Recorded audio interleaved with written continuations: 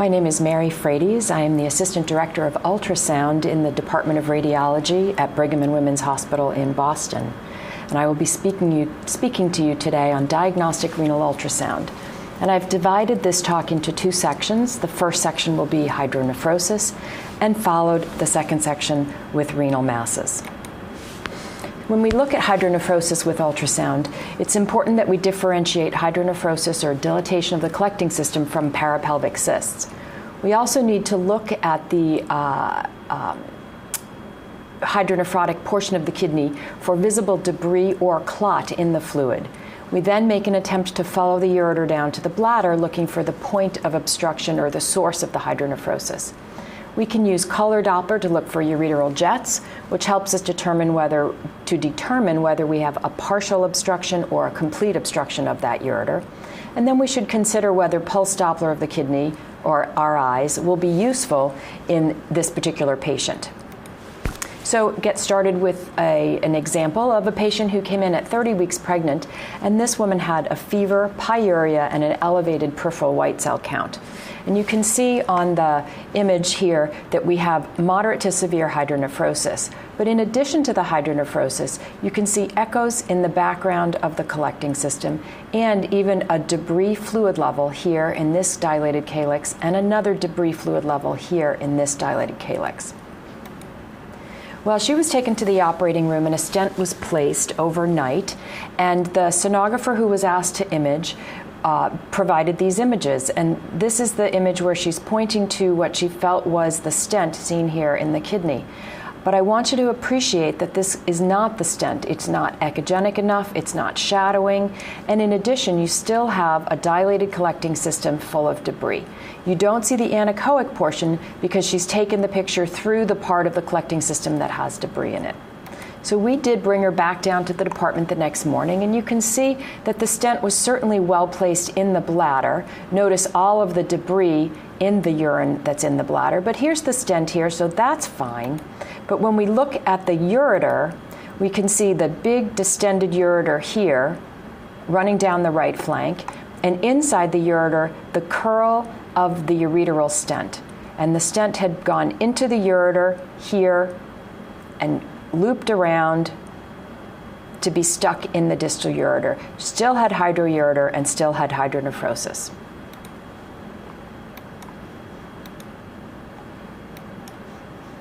Here's another patient who came in pregnant, again with right-sided flank pain. And we can see, again, moderate hydronephrosis of the right kidney. And when we looked transvaginally, we were able to identify a small stone in the distal right UVJ, looking like it's almost to the bladder, and with a little hydration, maybe it will slide right through. She felt much better the next morning, and it was presumed that she had passed the stone, and she was sent back down to the ultrasound department to make sure that the stone was gone and the hydronephrosis had resolved. But what we saw instead was persistence of this moderate hydronephrosis and a new fluid collection seen in the perinephric space here at the upper pole, all along the lateral aspect of the kidney and around the lower pole of the kidney. And transversely, we can see it all around the lower pole of the kidney.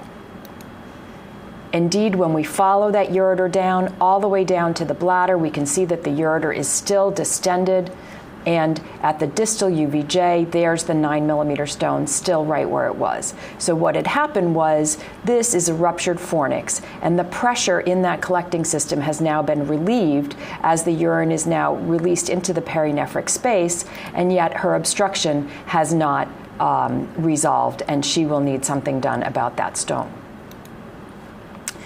Well, so what are the roles for renal Doppler when we look at hydronephrosis? If in a patient with unilateral hydronephrosis, the RI is above 0.7, or there's a difference of 0.1 between the hydronephrotic kidney and the normal kidney, this suggests to us that there's obstruction present rather than dilatation. The question is whether RIs can even identify obstruction prior to the hydronephrosis even developing, but there's variable results in the literature about this. Well, how do we do renal Doppler? We sample multiple sites in each kidney. The standard site for measuring an RI is the interlobar artery. A normal RI is less than 0.7, and the RIs should be similar in right and left kidneys. Here's an example of a normal kidney The color Doppler is on. It helps us identify the vessel that we're going to interrogate with the pulse Doppler. Sample volume is set here at the interlobar artery. We see a beautiful tracing with rapid systolic upstroke. Here's peak systole. Here's end diastole. Good diastolic flow throughout the cycle, and a normal RI of 0.53. Here's a patient where we see bilateral hydronephrosis, and notice in this patient, here's a stent. You can identify the stent. You see the parallel white lines. It's very echogenic, and it's sitting in the middle of the collecting system, something we did not see on that earlier patient. So here's a moderately dilated, moderately hydronephrotic right kidney, and again, moderate hydronephrosis on the left kidney. We see blunted calyces here.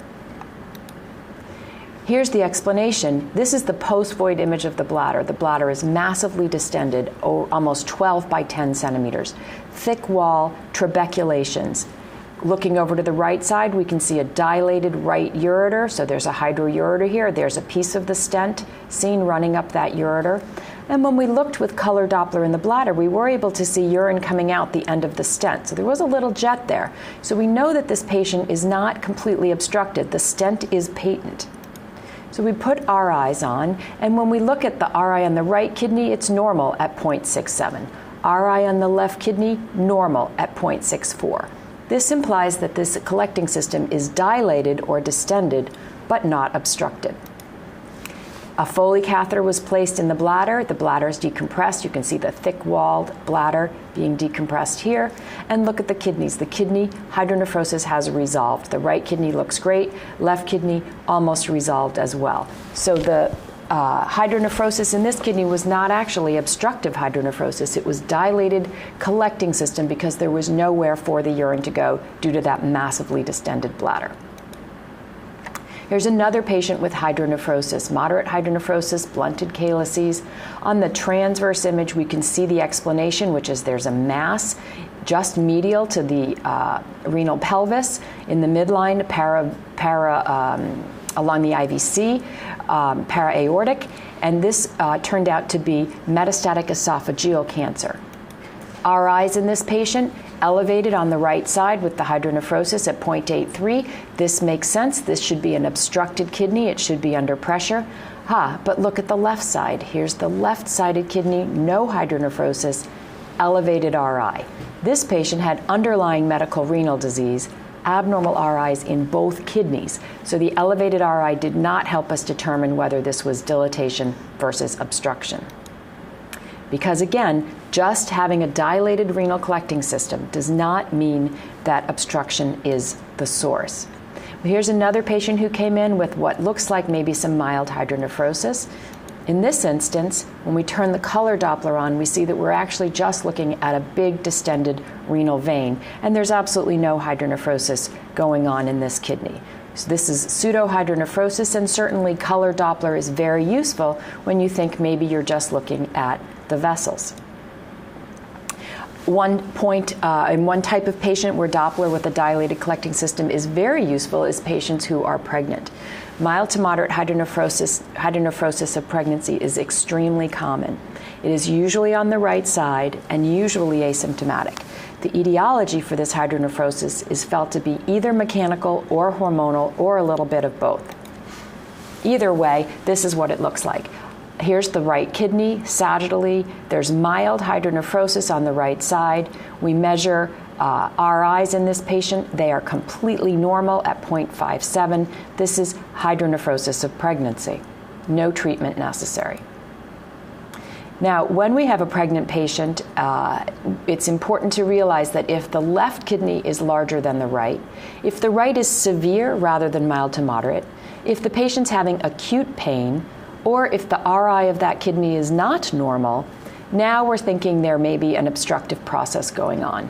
And the most common obstructive process to see in a pregnant patient would be a stone. So the next thing to look for is ureteral jets.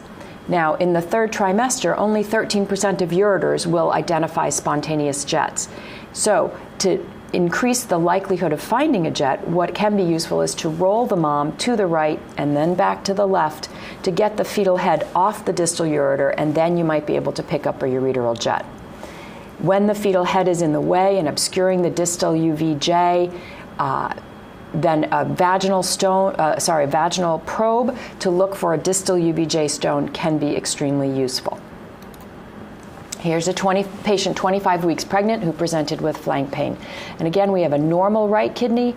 And remember, the left kidney should never be more dilated than the right. So here's some mild hydronephrosis on the left side. So we're concerned she has pain and she has hydronephrosis on the side that we're not expecting it. Well, down in the bladder, turn on the color Doppler, and you can see a beautiful jet from the left side. So we know that whatever's going on the left side, she's not completely obstructed, but she may be partially obstructed. And in this instance, when we put on the vaginal probe, we can see the stone here floating around right at the UVJ. So the ureter, with the vaginal probe, the ureter comes down from this direction, heading towards the bladder here, as we're aiming down posteriorly, and you can see the stone really just ready to pop into the bladder with a little bit of hydration. Another pregnant patient, 33 weeks, with, again, left-sided flank pain, and here's mild hydronephrosis of the left kidney. Doppler in this instance, again, is normal, suggests that there's nothing, that this could be physiologic and there's no total obstruction, but as we follow the left ureter down, there is a stone at the UVJ. So regardless of the normal Doppler appearance, we do have a distal ureteral stone contributing to this hydronephrosis. Well, maybe it'll help us determine dilatation versus obstruction if we put the Doppler on. An elevated RI, again, would suggest increased pressure or obstruction, while a normal RI might mean that you have a dilated collecting system that never did go back to normal after the obstruction was relieved, or that is chronically dilated due to reflux. In these patients, looking at the RI on the opposite side and looking for ureteral jets will be extremely useful. Here's a patient with severe hydronephrosis of the left kidney. It's an enlarged kidney at 13.7 and significant hydronephrosis. Post-void, absolutely no change in the appearance of this kidney. RIs in this patient on the left kidney, completely normal at 0.67, suggesting we're looking at a dilated collecting system rather than an obstructed collecting system. And indeed, this patient had chronic reflux, which was congenital on the left kidney and had been followed for years. Another use for Doppler, on this transverse image of the right kidney, we see the renal vein filling in, and then we see flow in the center of this large mass extending off the anterior aspect of the right kidney, which is our lead-in to renal masses. Renal masses are found in more than half of patients over the age of 50. At least one, over half the patients over 50 will have at least one mass in the kidney. Now, when we talk about masses, most of these quote-unquote masses will be cysts. However, remember that small lesions in high-risk patients are likely significant, and it's important that when we identify a mass in patients, particularly high-risk patients, that we categorize them as best we can. But the other thing to remember is that many sub-centimeter lesions are missed at ultrasound. Well, how do I know that? Well, this paper in 1996 compared ultrasound and CT for small lesions, and they divided this into different levels or different sizes for the lesion, and ignoring these 0 to 5 millimeter lesions, even the 5 to 10 millimeter lesions, ultrasound was only able to pick up 21%, whereas CT found 60%. In contrast, when you get up to 20 to 25 millimeters, where CT has 100%, anything above 15 millimeters, ultrasound is only at 60% for 15 to 20 millimeters and 80% for 20 to 25 millimeters. But remember, this was done in 1996, and it's now 2015. And in 2015, our ultrasound equipment has improved markedly in the past 10 years. And here you can see this patient who has 1, 2, 3 sub-centimeter renal cysts in the lower pole. So I'm not sure those numbers are quite doing justice to the advances in sonographic equipment. Having said that, when we do see a mass, how do we decide what to do? Well, for over 25 years, radiologists have relied on Bosniak's categories of renal masses. Now, in Bosniak, these categories were created for the analysis of masses that are found at CT, not at ultrasound. So remember, this is an ultrasound talk. I'll be talking about Bosniak categories, but a true Bosniak category is assigned after CT. Well, what are these categories? Categories are simple cyst. Category 2 is a mildly complicated cyst. 2F is a category 2 cyst with some follow-up indicated. Category 3, indeterminate. And category 4, clearly malignant. So categories 1, 2, and 2F are considered benign. Categories 3 and 4 are surgical. Notice I don't say benign and malignant, but benign and surgical. Category 1, the simple cyst. This again is a benign lesion, extremely common, found in over 50% of patients over the age of 50. And ultrasound is diagnostic for these category 1 simple cysts. How do we make the diagnosis? We look for round or oval lesions which are completely anechoic, have a smooth, thin, nearly imperceptible wall, and clearly increased through transmission. So here's a Bosniak 1 lesion, well-defined, imperceptible wall, completely anechoic, and here's the through transmission of the sound wave, giving us increased acoustic enhancement posterior to the fluid component. A smaller lesion, this one is completely within the cortex. You can see the cortical surface of the kidney over the top, but still imperceptible wall, anechoic, and through transmission out the back, both simple cysts. A mildly complicated or category 2 lesion is a lesion that is mostly cystic but may have a thin septation or 2. The septation can be as thick as 2 millimeters, but there cannot be any nodularity to the septation. And the best place to examine for that is right where the septation meets the wall of the cyst. That's where you're going to see the first start of nodularity. There can be a small amount of calcification in the wall of these type 2 cysts, but it needs to be peripheral, septal, and thin. It cannot be clumps of calcifications. And again, the junction with the calcification against the wall of the cyst is the spot where you will see clumping if there's going to be clumping. Occasionally, we do see low-level internal echoes within the cysts. Sometimes it's due to artifact, other times it's proteinaceous debris or even hemorrhage. And because of these internal characteristics, we may need CT to confirm, particularly if the patient is a difficult scan sonographically. Here's a Bosniak 2 cyst. You can see that it's mostly simple. It's got an imperceptible wall. It's got good through transmission, but it also has a very fine, incomplete septation, just this single posterior septation. Then we can confidently call this a benign cyst, no additional workup necessary. Couple more Bosniak 2s, mostly simple cyst, but a little bit of wall irregularity here. Good through transmission. Same Bosniak 2 cyst, very small, but maybe a thin septation here, maybe a little irregularity there, but predominantly simple, good through transmission, no additional imaging required for either of these lesions. What about category 2F? These are cystic lesions that are most likely benign, but have something that makes them slightly suspicious in some category. This is not a category that can be assigned after an ultrasound. It must be assigned after CT and ultrasound have both looked at the lesion. This is a lesion that it would be nice to put into the benign category, but there's something about it that requires 1 more or 2 more or 3 more looks to know for sure what's going on. So we will recommend follow-up for these 2F lesions. Here are some 2F lesions at ultrasound.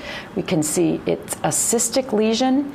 It's got some septations in it. We think it's probably a complicated cyst, probably not a cystic tumor, but ultrasound cannot be your final decision maker here. This lesion has to go to CT and be categorized. Now, when it gets to CT, it's entirely possible that the CT scan will allow us to categorize it as a Bosniak 2 and no follow-up will be necessary. But from the ultrasound perspective, this lesion needs additional imaging. Another patient, a different lesion, requires additional imaging. Here's the the mostly anechoic lesion, but the septation is a little bit thick at this corner and a little bit broad and thickened at this top corner. The through transmission is there, so we think it's probably a simple cyst, but I do have to require CT evaluation to move it either into the regular 2 or to keep it as a 2F. Now, a recent paper in Radiology in 2014 followed all the 2Fs at the institution for up to 6 years, and it turned out that almost 11% of these lesions turned out to be malignant. So this is not a category to be dismissed. The follow-up of the 2F is very important. Category 3, that's the indeterminate mass. These are lesions, mostly cystic lesions with thick nodular septations. Now, if there are more than 3 septations in a lesion, the terminology is no longer a complicated cyst, but it is now called a multiloculated cyst. The differential for a multiloculated lesion is renal cell carcinoma or multilocular cystic nephroma. These lesions have irregular margins, poor posterior enhancement, and once again, CT is critical with this category. Here's a Bosniak 3 seen at ultrasound. You can see a sagittal image of the right kidney, and in the lower pole, a complex cystic lesion. I do not see good through transmission. The septations are fuzzy and thickened. There may even be nodular component to these septations. This patient went to CT and then to surgery, and this was a renal cell carcinoma. Another Bosniak 3 lesion at ultrasound. Again, a large lesion here, mostly cystic, and there are some thin-walled portions and maybe some through transmission here, but there certainly is a complexity to the posterior aspect of this lesion that ultrasound cannot pass as benign. Patient needs to go to CT. CT showed that it was an indeterminate lesion. Surgery showed a multilocular cystic nephroma. Now, if after a CT scan evaluation, the lesion is still indeterminate, it becomes the job of the pathologist to tell you what the answer is.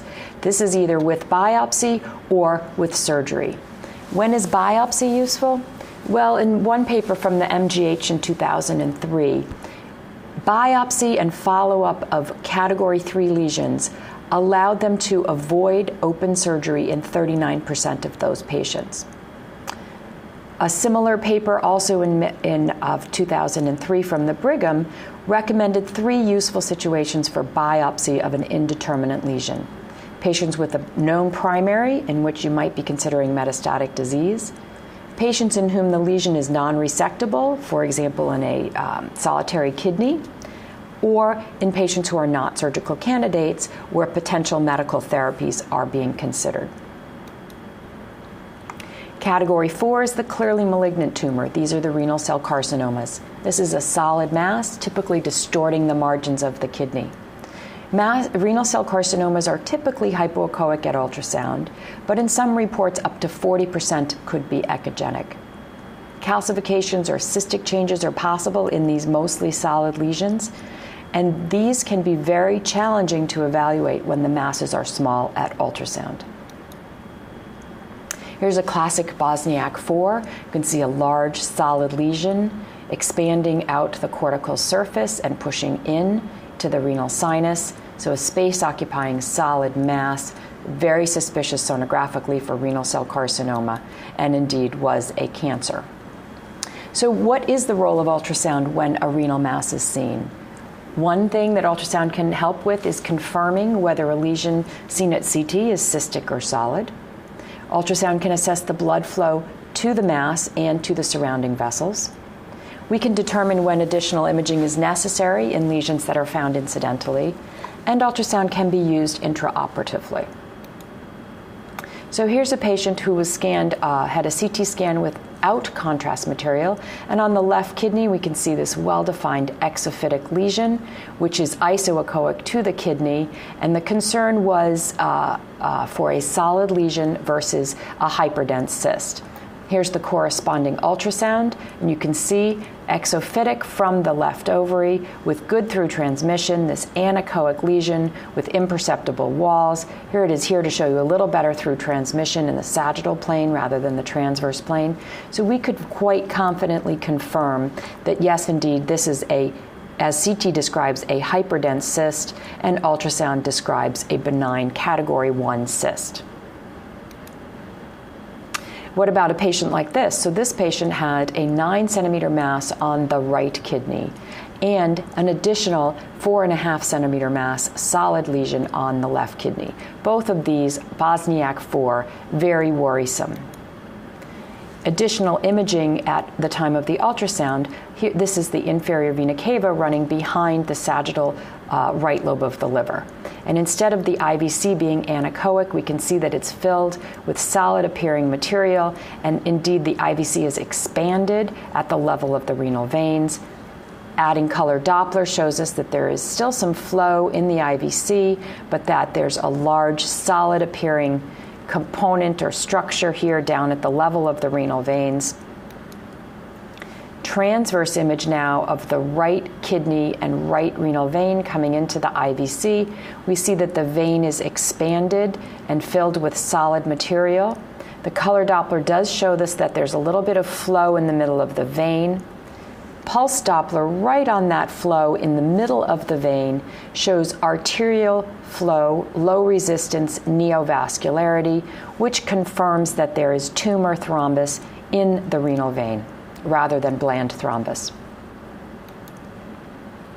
Here's a conundrum for us at sonography. This is an image of the kidney, and we have an echogenic mass that's coming out through the cortex here, triangular mass. Well, that brings to mind, when can we determine whether we're looking at an angiomyolipoma or a renal carcinoma? 1996 paper comparing the two found that angiomyolipomas were typically smaller, more brightly echogenic. Angiomyolipomas will have shadowing or attenuation of the sound, and that's from the fatty component of the tumor. We know that fat attenuates ultrasound, whereas the carcinomas will not have any post-mass attenuation. Carcinomas are more likely to have a hypoechoic rim and cystic changes in the center when compared to an angiomyolipoma. Here's two examples of echogenic renal masses. In the patient here, we see at the inferior aspect of the left kidney a big echogenic mass. It's quite echogenic, it's very bright, it's well defined, except when you try to find the back of it, you can't tell. You can't tell where this lesion ends. And that's because as the sound wave comes in, the sound is absorbed by the fat in this angiomyolipoma, and you do not have enough sound wave in the back to give you the posterior aspect of the mass. In contrast, in this patient, we very clearly see the back of this smaller echogenic mass, maybe not quite as bright. This patient has an angiomyolipoma. This patient has an echogenic renal cell carcinoma. Well, can we really tell them apart? Nope, there's the answer. After looking at that last case, I hope you were saying, boy, I could not tell. We better get a CT. So we CT every lesion that measures over a centimeter to confirm the presence of fat and confirm that we're looking at an angiomyolipoma. Smaller lesions can be followed with ultrasound, Q6 months or once a year. And then when they have not been shown to grow, the follow-up can stop, particularly in patients who are the classic presentation for an angiomyolipoma, so a middle-aged to older woman who has a sub-centimeter, well-defined, bright echogenic lesion in the kidney probably does not require follow-up. Other categories of patients would require follow-up. So here's the typical patient that we do not really require follow-up for, 55 years old, female, well-defined echogenic lesion, only 7 to 8 millimeters in the cortex of the right kidney. In contrast, this patient has an echogenic lesion bulging the surface of the kidney. He was post-cardiac transplant, and this is an echogenic renal cell carcinoma. Another patient with an echogenic renal mass. In this case, you can see the hypoechoic rim around the outside. It's a little bit heterogeneous, maybe with some cystic areas, quite a bit of blood flow around the mass. This was an incidental finding in a patient that we were scanning for chronic hepatitis, but clearly not a convincing angiomyolipoma. Off to CT, category 4, went to surgery, and this was an oncocytoma. Another patient who presented with an echogenic mass in the kidney, not quite as bright as the echogenic sinus fat, measures about 1.2 centimeters. Also, this was a 38-year-old man. So for 3 reasons, it's not bright enough, it's a little bit above our 1 centimeter cutoff, and it's a 38-year-old man. They just don't get angiomyolipomas. This patient, a CT scan is indicated in this patient to confirm what we're thinking, which is that, oh, well, it looks like maybe he does have an angiomyolipoma, even though he's not the typical patient. The CT scan was not done. It was read as an angiomyolipoma. Follow-up 3 years later, the patient had a large heterogeneous mass in the kidney, which was renal cell carcinoma. So you have to be very careful with patients who do not fit the category and lesions that do not clearly fit the rules for angiomyolipomas. When a mass is found at ultrasound, it's important that we complete the workup by looking at the renal vein, the inferior vena cava, and the opposite kidney. It's critical for the radiologist to know what the patient's history is. Is there fever? Was there trauma? Is there a known primary somewhere else in the body? Remember that ultrasound is diagnostic for simple cyst, but just about everything else is going to need either a CT or an MR, and then possibly a biopsy, with the exception being those little tiny AMLs and columns of Bertin. Here's another little tiny AML. This, in the correct patient, can be safely followed with ultrasound. In contrast, this lesion, about 1 centimeter in size, it's exophytic off the kidney, but it is not anechoic.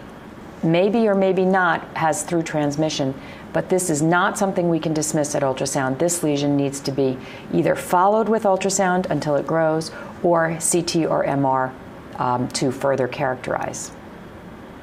Just a few last cases.